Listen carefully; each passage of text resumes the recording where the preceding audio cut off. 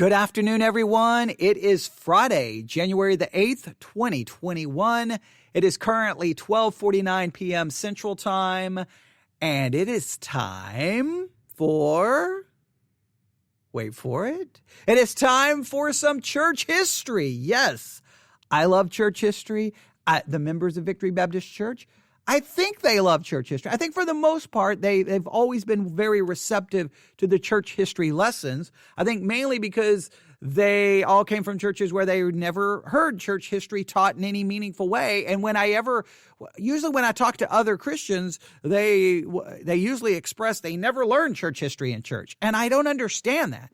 Look, if we are Christians, should we not care about the history of the faith which we claim to believe in? Shouldn't we want to know the history of Christianity? And when you study the history of Christianity, this is very important. You need to study the good. You need to study the bad. You need to study the ugly. You don't study church history to try to prove your side is better than another side. You don't do that. You don't study church history to try to prove that your side, oh, look, there was someone back there who said one thing that sounds like our side, so there we go. Our side goes back to there. No, you study church history to just find the truth of what happened in the past. And by learning that truth and understanding that truth, you can see the influence of the past. Because I say this all the time. Your ignorance of church history does not negate its influence upon you. You are influenced by things that happened in church history, whether you know anything about them, things that happen in your church, things your church does. Many of that is specifically derived from things that happened in the past. There is a stream of tradition that influences what your church does. While Protestants scream, we don't care about tradition. Well, we have our traditions, and they're right there, and they influence us. So I love to study church history. And in this particular case, we're going to study church history for the sole purpose of understanding the person who wrote a very famous series of books, or really 3 volumes of books. Or we'll just call it a book. A very famous book in church history was written by this individual, and we're going to study this individual so that we have the author's background to the book, because we will start doing some work in the book. I cannot promise you that we're going to go through this book like we're doing with the Imitation of Christ. Depends on the feedback. Maybe if the feedback is overwhelming, we will. Again, your feedback is so critical to what we do here. It really is. I mean, you kind of drive the car, but there are times I push you out of the driver's seat and I take over and I'm like, no, we can't go there. I know you want to go to Disneyland, and I know that's where you want to hang out, but we can't go to Disneyland. We need to go to the gym. We need to do some spiritual working out. Okay, can't just have entertainment, right? So sometimes you don't get what you want, but your feedback does do a lot of influencing where we're going, what we're doing. So the Imitation of Christ, some of you have emailed me going, you are shocked that it's not more popular. I understand that. I'm shocked too. I think it's been a fascinating study and journey, and I wanted to get back to this. I'll probably do some more work on the Imitation of Christ tomorrow. I've got the book right here. That's why I'm thinking about it. We'll do some work there. There's always so many things we're working on, but there's this one book that's very, very, very, very famous. And way back in my sermon audio days, I attempted to do some work through the book, and it was an abject failure. One of the reasons is, as I tried to do it as a live broadcast, and I wasn't really equipped yet. I didn't really understand, the dangers of doing a live broadcast, because when you're live, I mean, there's no turning back. I mean, you can mess up. There's no edit, right? You stumble over a word, or you get confused by a concept, or you say something wrong, and then you're like, and so it was an abject failure. I will acknowledge it was a learning experience. So it wasn't good for the people listening. It was good for me. But ever since then, I've always said, you know what? I think I want to go back to that book someday and do some more work on it and in it. I've got notebooks in my garage filled with notes that I took at different times in reading through the book. But I'm not going to rely on any of those notes when we work through this book this time. It will be a new study for me, and maybe the first time you've ever heard of the book. So, but before we get to the book, before I can tell you about the book, before we can do any talking about the book, we need to talk about the author. And this is going to take us back, into some church history. All right. So are you ready for this lesson on church history. We're going to go back to the 1600s. And we are going to study, we're going to do a brief overview on the life of William Gurnall. William Gurnall. Gurnall is spelled Gurnall. William Gurnall. I've never looked up to see if that's the exact way to say his name. So if I'm saying it incorrectly, when we talk about him or talk about the famous book that he wrote in the future, I will correct it. But William Gurnall. Here's some basic information. William Gurnall was born in 1616. He was born in 1616. William Gurnall, and okay, I've got to state this for podcast listeners. You may not be used to the way I do things. Sometimes people will say, you repeat yourself 50 times because I always speak, whether it's a podcast episode or whether I'm preaching, teaching Sunday school, I always speak with the idea that the people are taking notes. So if you ever come to my church and you were to walk in, you're going to see something interesting in my church. Like right here, I'm in the back of the sanctuary because there's 3 tables right here. There's 2 tables right here next to me, and then across the aisle, there's another table. Why? Because the members of Victory Baptist Church said, we want tables. Like if it was up to them, we would remove all the pews and everyone would be sitting at tables, right? So if you look in the pews, it's funny. People have they brought these little tables. Like there's little tables in the pews. It really looks ridiculous, but it doesn't bother me because that means they want to be able to put all of their books, their notebooks, and all of their tools out on the table because this church is all about getting people involved in the study process. I don't like people just sitting there listening. I want them involved. So they have their tables, literally. I mean, I know you think I'm making it up, but literally there are tables. Like there's the pews, and then in between the pews, there's a table, and they come into the pew and they sit at the table. And you say, well, why do you still have pews? I do so because I still want to maintain the look of a traditional church because I don't like a lot of the modern concepts brought into the church. So we're still very traditional music. We do sing scripture songs, a cappella, just the piano. We sing hymns. So very, very traditional in that sense. So, but yes, so we have tables. So I preach and teach. I say all of that to say I preach and teach with the idea that you're taking notes. So when I give you the date, 1616, I know most podcasters would say, William Gurnall, born in 1616, died in 1679. He was born in the coastal town of Lynn, Norfolk, about 100 miles north of London. And they would just go flying through it, right? I don't do that. Now, I know it drives some people insane, but it drives you insane because I'm expecting you to be taking notes. And when I teach church history in front of the people at Victory Baptist Church, that's the way I teach.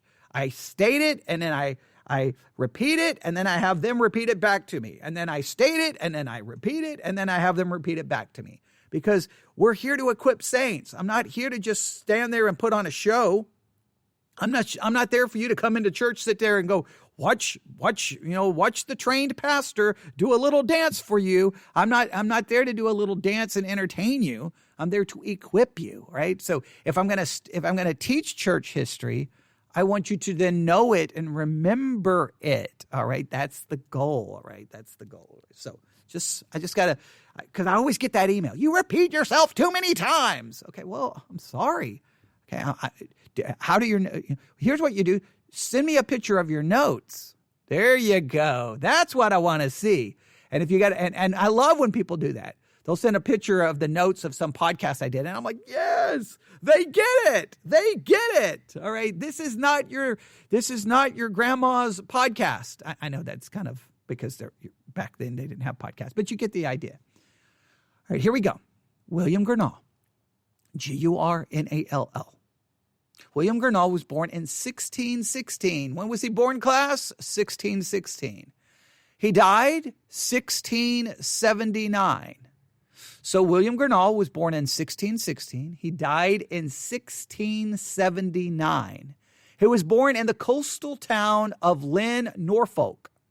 Lynn, Norfolk. Now, I may be saying that completely wrong because this town is located about 100 miles north of London. Don't know anything about Lynn, Norfolk. I know we have listeners who listen to us from that part of the country, part of the world, that part of the world. Yeah, that typical American. Yeah. Hey, you may be over in London, but I want you to know you're really a part of America because we own the whole world. So the other part of the country, okay, no, I know that sounded very American. Okay. And the other part of the world, right, he was born in the town of Lynn, Norfolk, about 100 miles north of London. If someone is close to Lynn, Norfolk, please take a Sunday drive to that town and tell me, is there any monument, anything about William Gurnall there? Is he member? Is there a museum?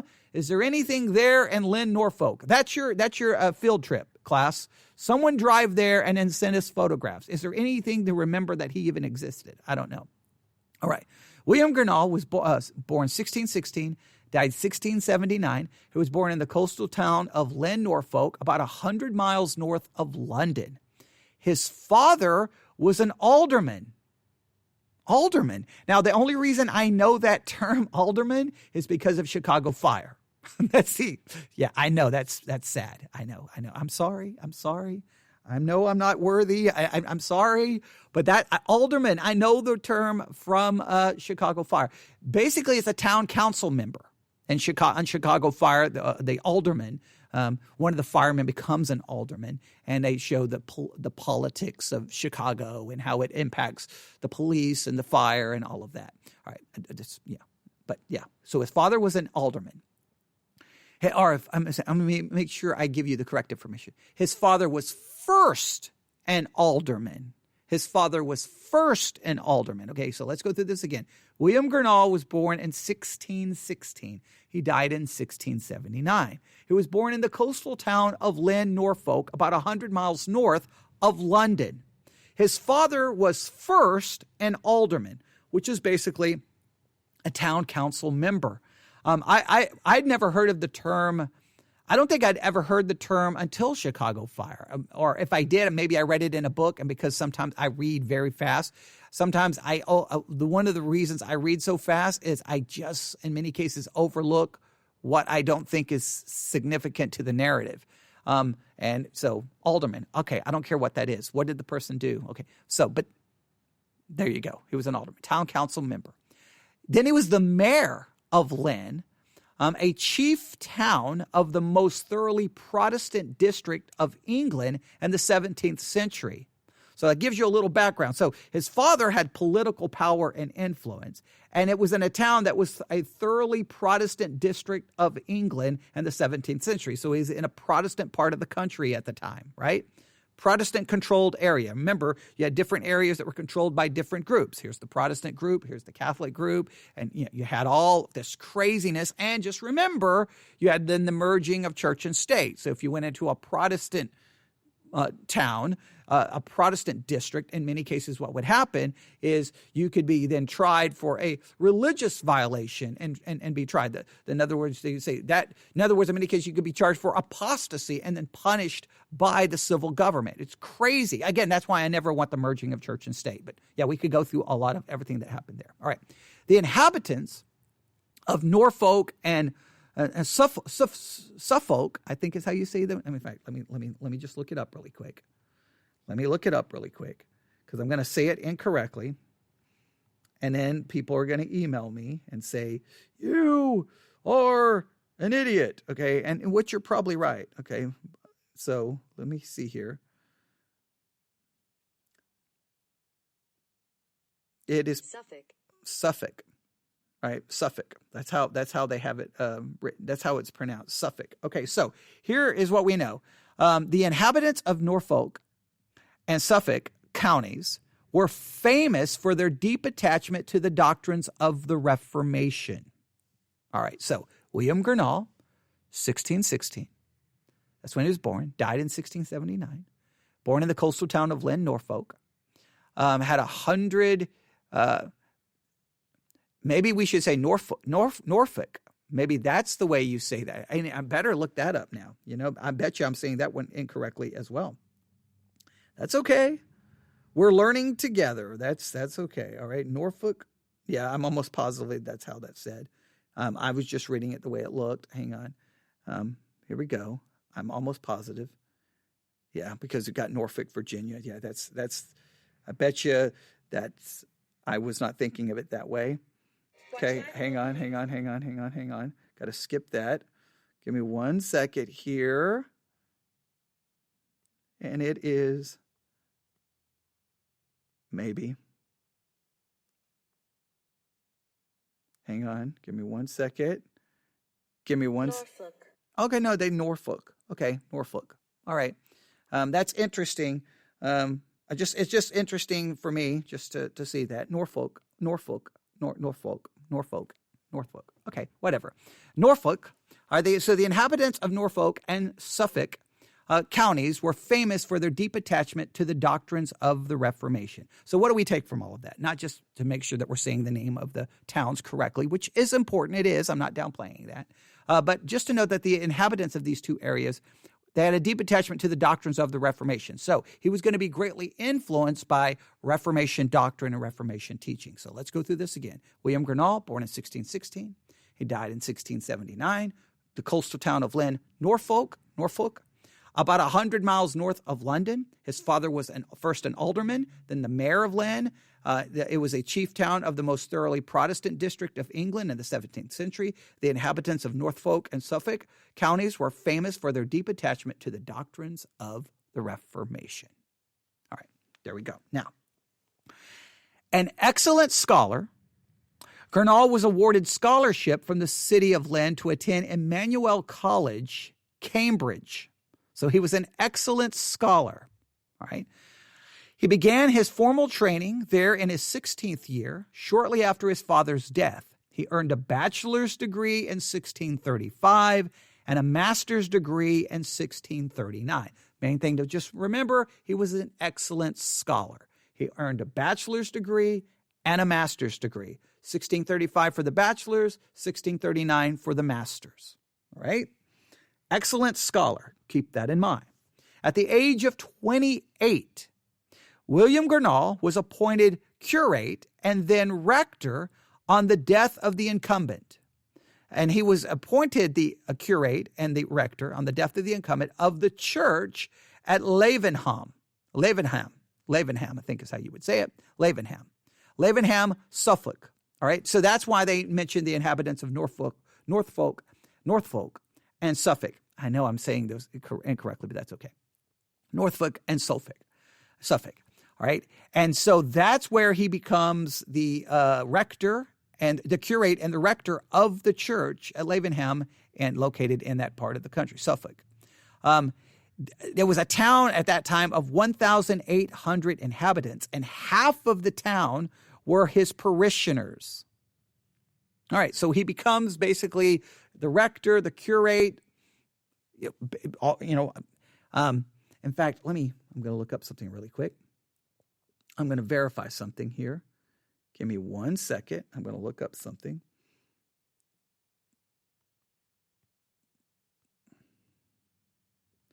I'm going to look here something. Okay, yes. I was going to use the word, and I think it's fair to use this word. I was going to make sure. Basically, he becomes like the pastor. He becomes basically it's basically the idea is a member of the clergy. So I just wanted to verify, make sure that I didn't give a wrong understanding there. So yes, so he's appointed curate and then the rector of the church, and they were his parishioners. So he basically becomes the pastor. Now, the reason I really want to make this very clear is because this is very interesting. All right. So at the age of 28, he's appointed the curate and then the rector of the church at Lavenham in Suffolk, a town of about 1,800, and half of the town is his parishioners. A year later, so when he's 29, a year later, he married a minister's daughter, Sarah Mott, who bore him at least 14 children. Now, don't worry about the 14 children right now. Please note what happened. He basically became the pastor before he was married. And then a year later, he gets married. Now, why is that important? That shows that even within many Protestant churches, even at that time, they did not believe that it was a requirement for a person to be married to be the pastor. That's just an interesting historical note. So you're in the 1600s, and an area strongly influenced by the teaching of the Reformation, and they did not perceive that the pastor had to be married. He becomes the rector. Half of the town is his parishioners, and a year later he gets married. Just keep that in mind. I think that's very interesting to note because a lot of people believe that the scriptures demand that the pastor be the husband of one wife, and they think that means he has to be married. Some translate that the husband of one wife means he can't have more than one wife. All right. Some will say that means he can't be divorced and remarried. A lot of different ways of looking at that. Just note sometimes the way that you think everyone thinks a certain way, and they do not. Clearly, they didn't think he had to be married. He went a year being the pastor of half the town, and he wasn't married. He was married a year later. Again, to Sarah Mott, bore him 14 children, 8 of whom survived him. So that's kind of sad. Only 8 lived past him. The rest had passed away before he died. All right. And again, he died in 1679. So bore 14 children, 8 of whom survived him. Gurnall spent the rest of his life dogged by ill health in the pastorate. So he had lots of medical problems, lots of health issues.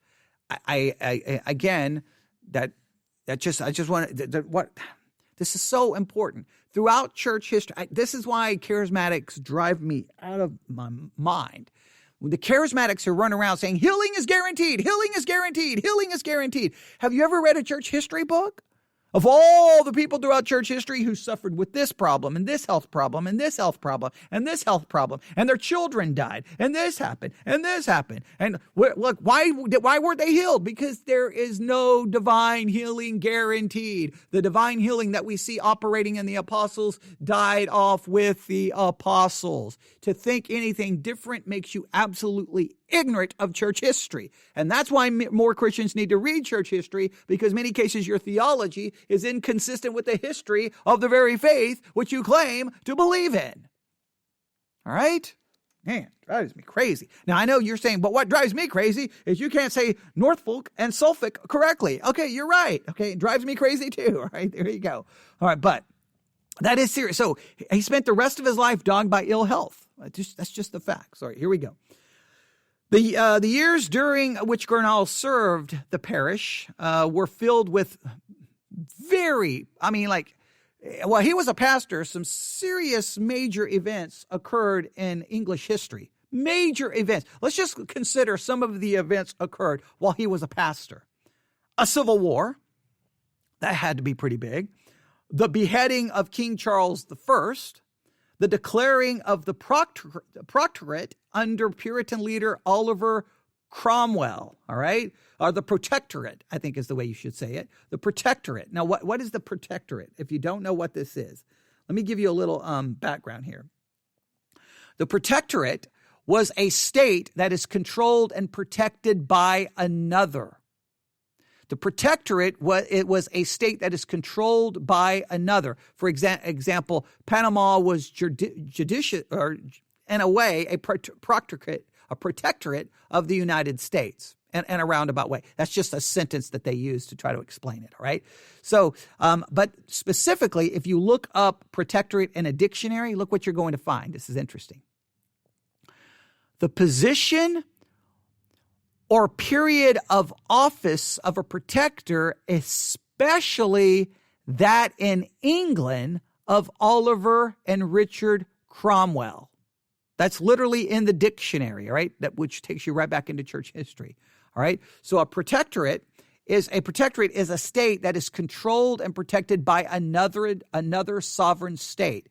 It is a dependent territory that has been granted local autonomy over most internal affairs while recognizing the more powerful sovereign state without being its direct possession. All right. So there we go. So the way the dictionary has it is Panama was a protectorate of the United States. That's how they have it in the dictionary. So there's a protectorate. All right. Now, so while he was pastor, then this is very, very important. Then it was declared the declaring of a protectorate under Puritan leader Oliver Cromwell, then the death of Cromwell and the restoration of the monarchy under King Charles II. So look at all the things he goes through while he's a pastor. There's a civil war, then King Charles is beheaded, then a protectorate under Puritan leader Oliver Cromwell is declared, and then Cromwell dies, and then you have the restoration of the monarchy. That's a lot of crazy stuff going on around you. That's a lot of crazy stuff going on around you. And so it's always interesting to me when you go back to the early church and throughout church history, when you have all of this civil unrest and change of governments and all of these things that happen, how did the church deal with it? I think we can learn a lot from that in modern Christian history as well as we are modern Christian times, because in some cases, I think we don't conduct ourselves the way the early church did. But that's a whole different subject here. All right. But the most significant event, now this is very important. Here's the most significant event he encountered, was the passing of the Act of Uniformity in 1662. The passing of the Act of Uniformity in 1662. Now, what is the Act of Uniformity? What is the Act of Uniformity? The Act of Uniformity was an act of the Parliament of England that set an order of prayer to be used in the English Book of Common Prayer. All right. Now, things like this is part of the Act of Uniformity. All persons had to go to church once a week or be fined 12 pence. It was a considerable sum for the poor. You had to go to church or you were fined. So there's other parts of the Act of Uniformity, and that was that was the Act of Uniformity in 1558. So the Act of Uniformity in 1558 basically it set the order of prayer to be used in the English Book of Common Prayer, and all persons had to go to church once a week, or you were fined 12 pence. That was the Act of Uniformity in 1558, if I remember correctly. Then you had the Act of Uniformity in 1662. You had the Act of Uniformity in 1662. Which is the act that is spoken of here about William Gurnall. This is the most significant event for him, was the passing of the Uniformity Act in 1662. So you have another Act of Uniformity. Now, in this one, something interesting. There's some basic information here, right? The Act of Uniformity of 1662 is an act of the Parliament of England, and then it's a reference to the year it was passed, May the 19th, 1662. It was passed on May the 19th, 1662.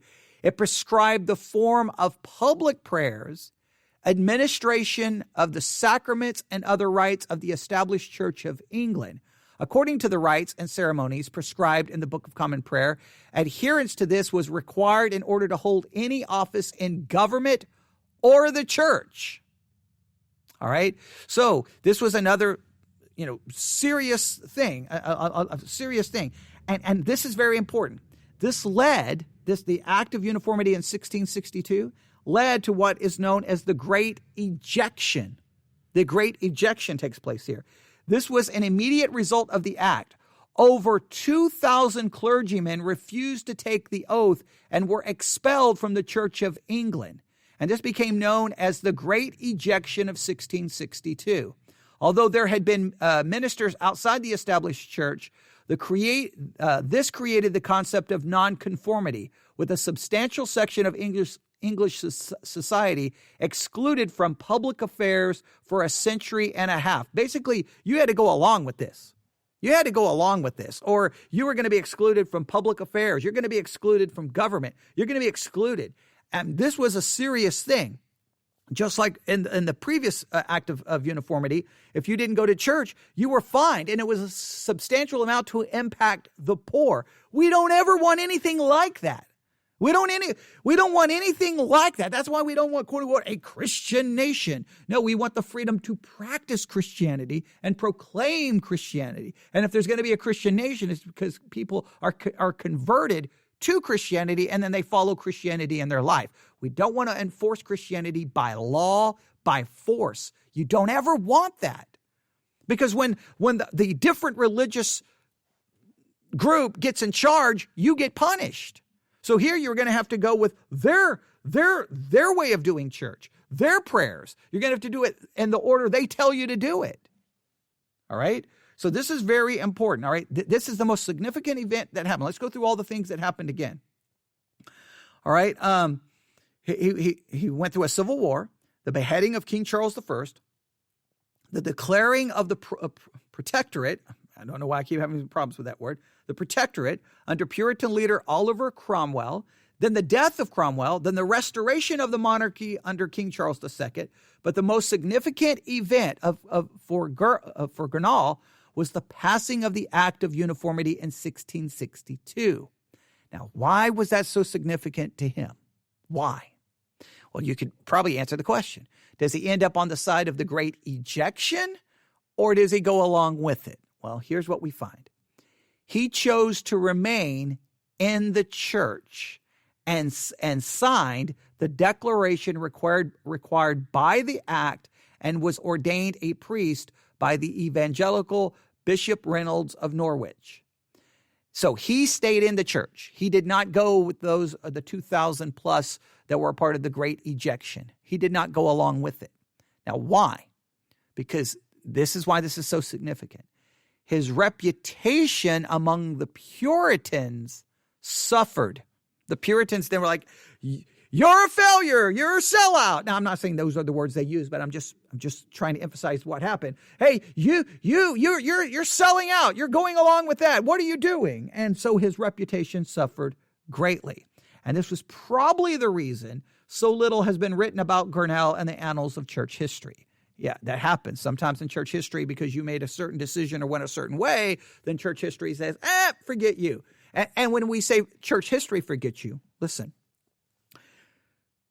so the books written by certain that come from within Christianity, a lot of times they will forget them because, hey, well, they went the other direction. That sometimes you have to expand your study of church history and try to get information from lots of different sources so that you can try to see some things that may have been overlooked and forgotten, right? Sometimes they say the winners are the ones who write, history. And there is a little truth to that. It just means you have to sometimes do a little bit of digging. But there's enough about Gurnall that it's not fair to say that he was completely forgotten. There's still plenty about him. All right. And his book, his famous book that we're going to be talking about clearly has survived and lived on. See here. It was during the time of civil and religious strife and controversy. Now, this is very important. So it's in the midst of all of this chaos. It's in the midst of all of this just political turmoil, religious turmoil, the merging of church and state, people being fine. Hey, you've got to do it this way. You've got the protectorate. You've got the monarchy. You've got all of this stuff going on. It was during this time. This is so important to this church history lesson. It was during this time of civil and religious strife and controversy that Gurnall preached to his parishioners his messages on, wait for it. What do you think? What do you think? What do you think he preached on? What do you think? Come on. Come on. What do you think he preached? He preached on spiritual warfare. He preached on spiritual warfare because this seems to indicate he understood the issue wasn't political. The issue was not, this was a spiritual battle. And I think that's pretty profound. And so when you read this famous book that he wrote on spiritual warfare, which I'm getting ready to mention, you have to read it with all this in mind. You have to realize there was all this civil unrest going on around him while this was being ultimately produced. So how does he deal with issues? Does he talk about politics? Does he talk about getting people in office? Does he talk about voting? What does he talk about? All right. Now, this is very, very important. So so amidst this controversy, he preached to his parishioners his messages on spiritual warfare. With the help of a benefactor, Gurnall published his material in 3 volumes between 1655 and 1662. So even before the Act of Uniformity, he'd already started preaching on spiritual warfare. Even before the Act of Uniformity, or the 1662 Act of Uniformity. Again, there was one, I think, when was the other one? I think the other one was way before it. Yeah, 1558. The other one was way before it in 1558. Okay. So, but in 1662, that's when the next one's going to happen. He'd already started working on these volumes, all right? And he published his material in 3 volumes between 1655 and 1662. The last volume would have been published in the year of the Act of Uniformity. And the name of the book, we all know, you can see the cover for this podcast, The Christian in Complete Armour. The Christian in Complete Armour. He dedicated the first volume to the inhabitants of Lavenham, or Lavenham, however you pronounce the name of that town. He to the inhabitants. He dedicated it to them. Gurnall died on October the 12th, 1679, in the 63rd year of his life. All right? Gurnall died on October the 12th, 1679. In the 63rd year of his life, right? The fact that a 6th edition of his work was published in the year he died is enough to show you that its merits were early recognized. So they had already published a 6th edition was published. The 6th edition of his book was published the year he died. Already a 6th edition. So that means immediately people were like, this is a significant work. Again, it's called The Christian in Complete Armour. The Christian in Complete Armour. You can see this book, and you can buy a version for your Kindle right now in the Theology Central Book Club. Go to Theology. You can go to theologycentral.net. Go to the blog section. Look for the article on the Theology Central Book Club. Follow the link. Look at the suggested books, and you'll see The Christian in Complete Armour by William Gurnall. And there is the background to the author of this book. All right. Now, I could review a lot of that. We could have a little fun, and we could have me try to say the name of those 2 places again, Norfolk, and Suffolk. We could do that. All right. We can make fun of that. That's okay. All right. I honestly, there's time. I like to do that for a reason, because I want. I do it because sometimes I just mispronounce the words, but I also do that I leave it in a sense, that I don't try to make sure it's perfect first, because I like you just to be a part of the learning process that we're learning together, all right? So there is a little bit of method to my madness there, all right? Here we go. And just because I didn't know how to pronounce Suffolk, okay? And protectorate, I don't know why I was messing that up as well, all right? But here we go, all right? Norfolk, Suffolk, protectorate. Woohoo! That's what I learned today. All right, but here is the beginning. This is the Christian in Complete Armour. I have the book right here on my Kindle. I know you can't see. I'll just read so you get a kind of an idea of what goes on here. This what to look forward to in the book if you decide to start reading it. The Christian in Complete Armour, or a treatise on the saints' war with the devil. The Christian in Complete Armour, or a treatise on the saints' war with the devil. Please note, the saints' war is with the devil, not with the political opponents, with the devil.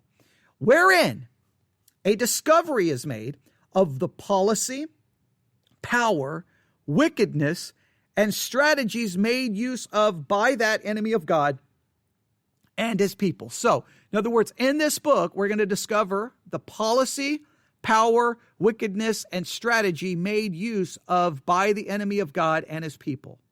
Then it says, a magazine opened from whence the Christian is furnished with spiritual arms for the battle, assisted in buckling on his armor, and taught the use of his weapons, together with the happy issue of the holy war. Wow, what a mouthful, by William Gurnall. All right, and this is a big book. Right now, my Kindle's telling me it's going to take me 45 hours and 12 minutes to read this book. All right, 45 hours and 12 minutes to read this book. All right, and let's see, what else do we have here? And then we have the contents, and immediately we start off with Ephesians 6:10. Immediately with Ephesians 6:10. So I'll stop right there. There you have it. The life of William Gurnall. His famous book, The Christian in Complete Armour. You have kind of now when you read the book, you have now the setting of what was going on around him. All of that chaos, all of that. Hey, the beheading of someone. You have the protectorate starts with Puritan control. Then the monarchy comes back. You have the Act of Uniformity handed down. He decides, I'm going to stay here and follow the Act of Uniformity, stay in the church, follow their rules, do things their way. There's this big major ejection of all of these people. They get mad that he won't go along with them, and then he kind of gets forgotten by some in church history. But his books, while all of that's going on, he's preaching on spiritual warfare, and his books have lived on. And trust me, many of those people who were part of the Great Ejection have been forgotten in church history. Doesn't mean they weren't significant. Just saying many of them have been forgotten. We don't know their names, but William Gurnall's names continues on because the book is extremely, extremely famous and has been extremely influential. All right, there you have it. Feel free to email me whatever you have to say to newsif@yahoo.com, newsif@yahoo.com. That completes a little Friday afternoon church history lesson. Thank you for listening. God bless.